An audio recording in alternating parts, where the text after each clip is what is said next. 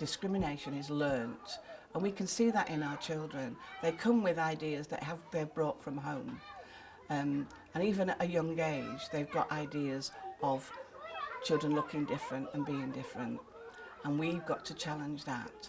And our motto in this school is celebrating our differences, and that's what we try to do all the time.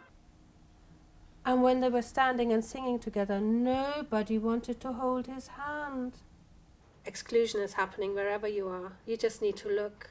You really need to look. There will be that child that is excluded for whatever reason.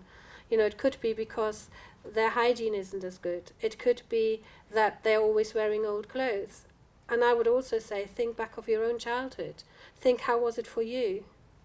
It can get physical between children and parents. And the parents, obviously, it's worse than the children. The children witness it, and I guess that's where the bullying in school comes. They see their mums and dads doing it at the school gate, so they pick on the children in school. So it can be a big issue, and we are working really hard with the junior school to stop it.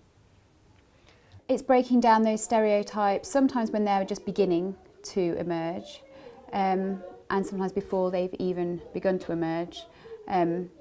I think developing that sense of empathy and fairness and respect.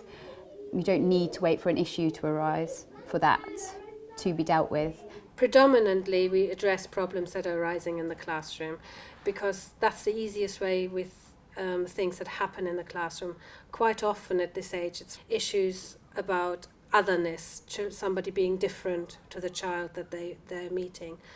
And rather than having to say so-and-so said, or in our class this happened, the persona doll can be somebody from outside bringing the problem in and allowing the children to reflect about what's going on. We pick up on things that we might have observed or we might have heard from children, or we just know that there's something going on either in our locality or in wider society that children would be aware of at some level. So we're not creating problems and we're not creating any kind of conflict.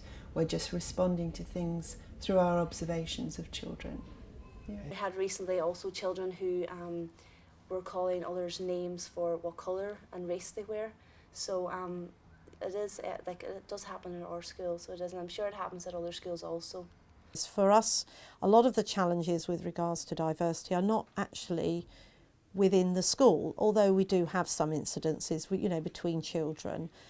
But some of the bigger challenges actually come from the wider community and people's perceptions of each other beyond the school gate, and unfortunately those are brought into school, and not necessarily by the children, but it is more often than not by the parents. There's been a lot in the newspapers about the Gypsy Roma traveller community and about Roma people stealing blonde, blue-eyed babies and things like that. Now, we wouldn't address that directly, but we are aware that children hear these things. At her nursery, there are some lovely children, but something happened at nursery which she didn't like. One of the other mummies was horrible to Faye's mummy and made Faye's mummy feel very sad because she said that Faye's mummy was a smelly gypsy, and Faye really didn't like that. The similarities are that we all feel hurt when people do things we don't like. So we all feel that. We all feel that pain and upset when somebody hurts us. Doesn't matter who we are or what culture we come from. So we all need to know how to deal with that and how to get help when we need it. Inside we're all the same, and that's the empathy, as in what hurts, what matters, Yeah. and it's exactly the same through any culture across the world. I mean, we all have different cultural rules, but at the end of the day we all really want to be happy and we all really want to be understood, and I think that's the basis of where I think these dolls enter. You see things or you might hear things in the playground or while they're playing, and you think, well, I want to tackle that issue, but instead of just pinpointing or making others feel awkward, you can adapt that story and relate it to the dolls, and the children can emphasise and discuss different feelings and express their feelings about how they feel and how they can tackle those issues in a safe environment, in a safe way. Because it's another child, i.e. the doll, that the problem has happened to. That's true. that they can really tap into that and they can make links into what has happened to the doll, because maybe a touch of a similar thing has happened to them at some point. I think it's very non-threatening as well, and that the children can relate to the doll in different ways. I think that's part of the reason it works so well. Unless we tackle that, and unless we say, hang on a minute, let's think about this. How would it be for you? You know, how if somebody else said this to this person, or, you know, said it to somebody else, how would that feel? Is that fair? Why do you think that? Unless we ask these questions, and unless we tackle it, and unless we're open about it and acknowledge it's still happening, and, you know, we need to support these children who are experiencing this, I don't think we'll ever make a change.